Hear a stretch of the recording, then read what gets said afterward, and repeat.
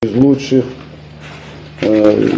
поддержка через законодательство той же государственной системы, чтобы она была прозрачная, понятная, тот же электронный документооборот, на всевозможные разрешительные работы во всем мире уже давно перешли через электронные средства коммуникации. Это борьба, безусловно, с коррупцией. У нас народ очень относится к несправедливости очень щепетильно. И мы этот вопрос должны урегулировать законодательно. Народ должен знать, у кого, откуда, какие средства, на что он живет. Особенно это касается тех, которые работают в государственных органах. Запрос на справедливость очень большой. И то, что наш народ даже в таких условиях он успешен, наш народ принимает миллионы туристов. Вы где-нибудь слышали, что кого-то где-то не уложили, или кого-то не накормили, или кому-то... То есть на этом наш маленький народ с этим справляется. С огромными потоками транспортными, человеческими, товарными, финансовыми. Если бы мы были неуспешны даже в этих условиях, у нас денежный оборот в стране в 3 раза не увеличился бы за эти пару лет. То есть надо просто грамотно и профессионально подходить к тем возможностям, которые есть, а не искать мифические там возможности или соблазны.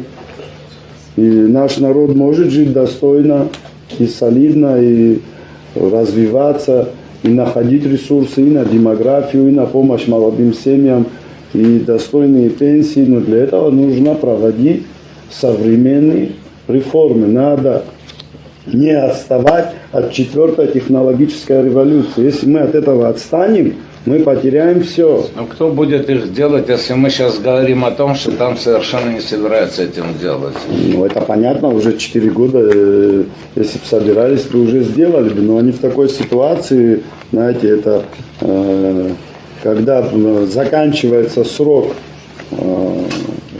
избранной власти, неминуемо. Естественно, хочется-то дальше продлить эту власть. Но это вопрос народа, и за народ никто не может это решать и не должен решать. Спасибо. Можно? Ты предлагаешь искать проблемы внутри правительства, а не внутри общества, я так понял? Я считаю, что если по поводу иноагентов, да, я предоставляю слово. я не видел, чтобы неправительственные организации перекрывали дороги. Я не видел, чтобы неправительственные организации штурмовали здания. Я не видел, чтобы неправительственные организации тайно занимались политикой в нашей маленькой стране. Да, я что-то не знаю, чтобы на них такие вещи придумывать, даже это в будущем. Потом, что касается России, вы знаете, в России нас всех знают. Если кто-то здесь думает, что в России нас не знают, кто чем занимается? Тут у них столько спецслужб, они про нас даже знают больше, чем и придумывать для России. Нам новые биографии или новые там ярлыки на нас. Зачем? Это бессмысленно. И да, Россия, там есть люди, которые нас поддерживают, есть разные люди, есть люди, которые, им вообще может не до нас. И если нас что, хотят лишить критики, даже того же какого-нибудь российского чиновника, и преподнести, что это антироссийские настроения, и что они надеются, что в Кремле кто-то в это поверит, что ли? Нет, конечно. Поэтому это игра с целью продлить власть любой ценой. Все.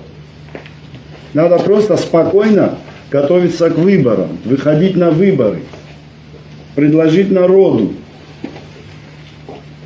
А народ разберется сам, и за народ не надо решать, что народу можно слушать, кого надо слушать, кого не надо слушать. Это все в прошлом. Не надо нас туда возвращать, в прошлое. Спасибо.